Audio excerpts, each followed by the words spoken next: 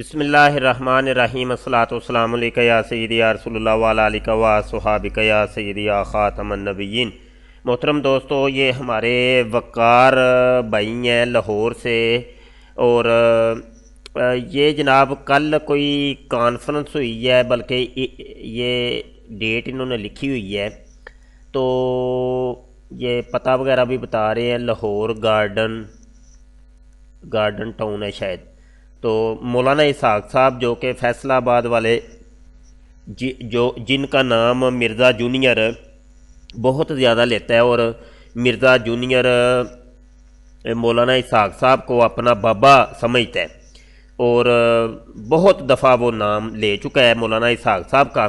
تو ان کی کوئی برسی یا ان کی کوئی تقریب جو جناب وہ منعقد ہوئی ہے، تو اس کے بارے میں یہ لکھ رہے ہیں: جی مفتی صاحب آپ کیسے ہیں؟ کل بروز اتوار کو الرحمان گارڈن لاہور میں ایک بڑے عالم دین مولانا اسحاق صاحب کی یاد میں ایک تقریب منعقد ہوئی، میں بھی شامل ہوا۔ جلد ہی میں نے محسوس کیا کہ مقررین مولانا کا نام استعمال کر کے مرزا جونیئر جیلمی کو پروموٹ کر رہے ہیں۔ پھر پتہ چلا کہ مرزا جونیئر کو بھی بلایا گیا تھا، وہ سیکیورٹی کی وجہ سے نہیں آیا۔ اس کی جگہ اس کے نمائندے علی نقوی نے شرکت کی۔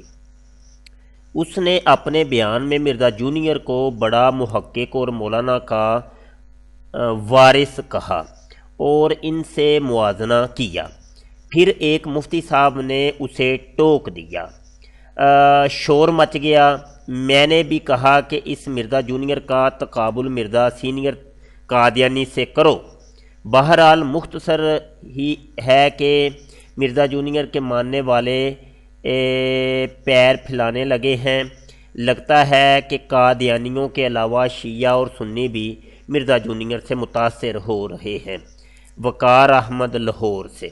اچھا، پھر میں نے ان کو وقار بھائی کو عرض کی ہے کہ میں نے کہا کہ کوئی اگر ریکارڈنگ ہے تو وہ سینڈ کریں تاکہ ہم بھی وہ لوگوں کو بھی دکھائیں۔ تو پھر یہ وقار بھائی کی آڈیو آئی ہے، اس کو آپ ذرا سماعت کیجیے۔ السلام علیکم مفتی صاحب، بہت معذرت میں ریکارڈنگ نہیں کر سکا، لیکن مجھے اس کی ساری باتیں یاد ہیں، بہت ساری باتیں اس کی یاد ہیں، کیونکہ وہ ان کی طرف سے کوئی 3-4 مقرر آئے۔ ان میں ایک مرزا جونیئر کا جو تھا، اس نے اپنی جگہ پہ بھیجا تھا علی نقوی۔ اس نے تو بہت زیادہ، پھر اس بیچ میں انہوں نے جھوٹ بھی بولے، مولانا اسحاق صاحب کے حوالے سے بھی جھوٹ بولے کہ انہوں نے یہ کہا، جبکہ ہم اتنا سال ان کے ساتھ رہے ہیں، بالکل ایسی کوئی باتیں ہوئی نہیں تھیں۔ تو مطلب سب مقصد صرف یہ تھا کہ جو لوگ مولانا اسحاق صاحب کے مطلب تعلیمات کے حوالے سے ان کو پسند کرتے تھے، وہ مرزا جونیئر کے ساتھ اٹیچ ہو جائیں۔ لیکن ایک مفتی صاحب کھڑے ہو گئے، پھر انہوں نے اسے اچھی طرح سے ٹوکا، اچھی طرح سے اس کی جھاڑ پلائی۔ پھر میں بھی کھڑا ہو گیا، پھر میں نے کہا آپ اس طرح نہ کریں، یہ مطلب اس کا مقابلہ آپ مرزا قادیانی سے کریں، یہ وہ نہیں ہے، یہ مرزا جونیئر ہے، اس کا مرزا سینئر کے ساتھ مقابلہ کریں۔ پھر ایک دم ماحول تبدیل ہو گیا، اور جو انتظامیہ تھی انہوں نے فوری طور پر وقفہ کر دیا کھانے کا۔ انہوں نے کہا نہیں، ابھی نماز کا وقفہ کرتے ہیں، بعد میں بات کرتے ہیں۔ بعد میں انہوں نے بڑی میرے سے بات کرنے کی کوشش کی، تو پھر میں نے کہا کہ وہ علی نقوی میرے پاس آ گیا۔ پھر میں نے اسے کہا کہ دیکھ، یہ کہتا ہے یہ ادھر جیلم آ جائیں، وہاں آ کے ان سے باتیں کریں۔ میں نے کہا وہ جیلم میں ملتا ہی نہیں ہے، اور وہ وہاں پہ رہتا بھی نہیں ہے، وہ تو صرف درس کے لیے آتا ہے۔ تو دوسرے، میں نے کہا اگر بات ہی کرنی ہے، میرے پاس بھی نمبر ہے جیلمی کا، تو میں نے کہا اگر بات ہی کرنی ہے تو وہ مفتی مبشر صاحب سے کیوں نہیں بات کرتا؟ تو وہ کہتا جی وہ تو اس طرح ہے کہ وہ اپنا مناظرے والے نہیں ہیں، مناظرہ نہیں کرتے۔ تو اس طرح کر کے پھر میں نے کہا ایک سادہ سا میرا ایک ہی سوال ہے، صرف ایک سوال کا جواب دے دو کہ آپ قادیانیوں کو کافر سمجھتے ہو کہ نہیں؟ میں نے انتظامیہ کے بعد جو صدر تھا اس کو بھی کہا، علی نقوی کو بھی کہا، دونوں نے مجھے کہا ہاں ہم اس کو کافر ہی سمجھتے ہیں۔ تو پھر میں نے کہا کہ یہ ان کے حق میں، ان کی سپورٹ پہ بات کرتا ہے، تو آپ اس سے آپ پوچھیں، اسے جواب لے کے آئیں۔ وہ جس نے جواب دیا، میں نے کہا اس نے جواب صحیح نہیں دیا، اس نے ساری بات ڈال دی اس کے اوپر، جاوید گامدی کے اوپر، اور جاوید گامدی میں ہوا میں تیر چلائے ہیں، اس نے بھی کوئی دلیل نہیں دی، وہ بھی بھاگا ہوا ہے، انگلینڈ گیا ہوا ہے۔ میں نے کہا اگر آپ واقعی صحیح مسلمان ہیں تو آپ کم از کم اس سے قادیانی کو، لیکن میں نے یہ نوٹ کیا ہے کہ مرزا جیلوی نے جو اتنے سال محنت کی ہے نا، اس نے لوگوں کا جو اپنے اس کے پیروکار ہیں ان کا دل قادیانیوں کے حوالے سے تھوڑا سا اس نے سافٹ کر دیا ہے، وہ تھوڑا سا سافٹ کارنر آپ قادیانیوں کے حوالے سے رکھتے ہیں، और बीच में मुझे ऐसा भी महसूस हुआ कि जिससे जैसे कुछ लोग वहाँ पे ऐसे भी थे जो मुझे महसूस हुआ कि वो असल में अंदर से ही कादियानी थे, वो थे ही कादियानी, वो इसके साथ अटैच हुए हुए हैं, और कुछ कादियानी नवाज हो गए हुए हैं। लेकिन बहरहाल मैंने अपने तौर पे वहाँ पे हक बात कहने की कोशिश की, तो उनको समझाने की भी कोशिश की, लेकिन वो कहाँ बंदे समझते हैं। बहरहाल मेरे पास रिकॉर्डिंग नहीं है, मैं देखूंगा, शायद शायद किसी हवाले से कुछ लोग रिकॉर्डिंग कर भी रहे थे कैमरे से, किसी हवाले से रिकॉर्डिंग मेरे पास पहुंची तो मैं आपको भेज दूंगा। बहुत शुक्रिया। अस्सलाम वालेकुम रहमतुल्लाह।